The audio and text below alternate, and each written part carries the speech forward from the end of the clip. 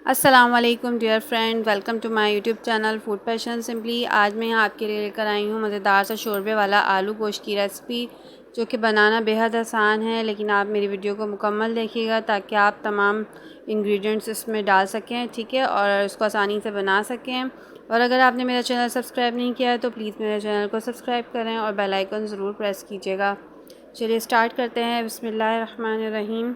यहाँ पर मैंने हाफ़ कप ऑयल लिया है और इसमें 2 मीडियम साइज़ की अनियन को हमने हल्का सा फ्राई करना है, इतना कि बस ये सॉफ़्ट हो जाए।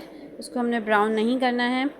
बस देखिए यहाँ सॉफ़्ट हो गई है, इसको आपने थोड़ा सा चलाना है ताकि ये जले नहीं नीचे से। और उसके बाद मैं यहाँ पर हाफ़ kg मीट ऐड करूँगी, ठीक है ना। ये गाय का गोश्त है और ये मिक्स है, इसमें हड्डी भी शामिल है और चिकनाई भी, ठीक है। आपने इसको वॉश करके अच्छी तरह बग़ैर पानी के डालना है इसमें, ठीक है। और इसको अच्छे से यहाँ पर भूनना है।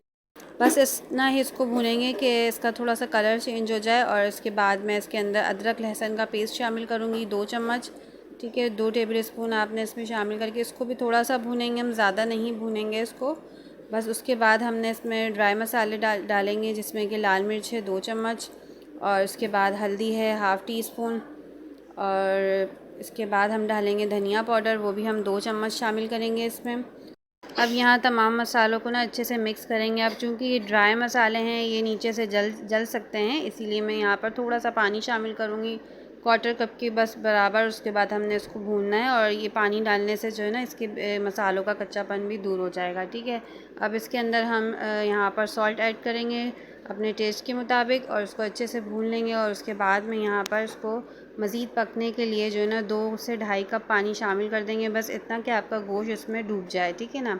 अब इसको हमने उबाल आने के बाद ढक्कन ढाँप कर, देखिए ये उबाल आ गया है, कवर करके जो है ना, अब आपने इसको 45 मिनट तक के लिए छोड़ देना है। लेकिन आँच को धीमा रखना है, ठीक है, ताकि पानी खुश्क ना हो और तमाम गोश्त आसानी से गल जाए।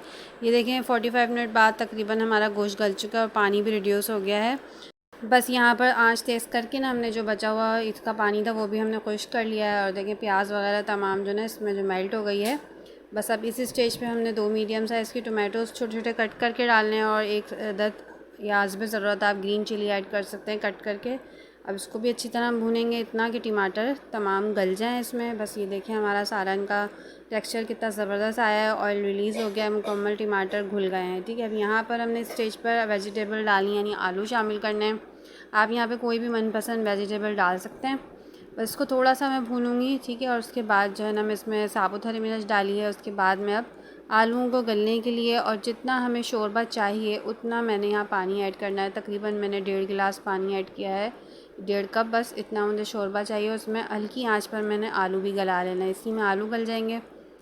बस देखिए इतना सा शोरबा रखना है, और जितना आप चाहें गाढ़ा रखना चाहें तो आप पानी कम डाल लें। और यहाँ मैंने ग्रीन लीव्स, कोरिएंडर लीव्स डाले हैं, ठीक है। उसको मैंने हल्की आंच पर आलू को गलने के लिए छोड़ देना है। भाई अभी जाना नहीं है आपने, इसके आगे भी मज़ीद मैं इंग्रेडिएंट शामिल करूँगी सर्विंग पर। और चलें देखें हमारे यहाँ आलू भी गल गए। ये देखें हमारा बड़ा मज़ेदार सा ये सालन रेडी हो गया है, आलू गोश्त शोरबे वाला। और बस अब हमने इसको चावल के साथ या चपाती के साथ सर्व करना है। बहुत ही मज़े का बनता है ये, आप लोग भी ज़रूर ट्राई कीजिएगा और मुझे ज़रूर फ़ीडबैक दीजिएगा कमेंट्स में। और रेसिपी अच्छी लगे तो लाइक करेगा और शेयर कीजिएगा अपने फ्रेंड्स एंड फैमिली में, और मेरे चैनल को ज़रूर सब्सक्राइब कीजिएगा। अब यहाँ पर मैं ऊपर से इस पर हरा धनिया स्प्रिंकल करूँगी। और उसके बाद जो मैं सीक्रेट इंग्रेडिएंट की बात कर रही थी वो है गरम मसाला, जो कि आपके खाने में ना जान डाल देता है। ऊपर से आपने इसको स्प्रिंकल करना है, ठीक है, सर्व करते वक्त। और जब आप इसको खाएं तो ऊपर से लेमन भी स्क्वीज़ करें, बहुत ही डिलीशियस लगता है। इस तरह की जो डिशेस होती हैं ना, वो आप अपने डेली मेन्यू में, वीकली मेन्यू में लाजमी शामिल क्या करें। ये बहुत ही हल्की होती हैं खाने में और इससे आपको बिल्कुल भी भारीपन महसूस नहीं होता। कभी कभी इंसान ऐसे खाने खाए ना तो सेहत बख्श रहता है और अच्छा रहता है सेहत के लिए तमाम खाने। और इसमें कोई भी ऐसी हार्मफुल चीज़ नहीं है जो आपको नुकसान दे। Thanks for watching. अल्लाह हाफ़िज़।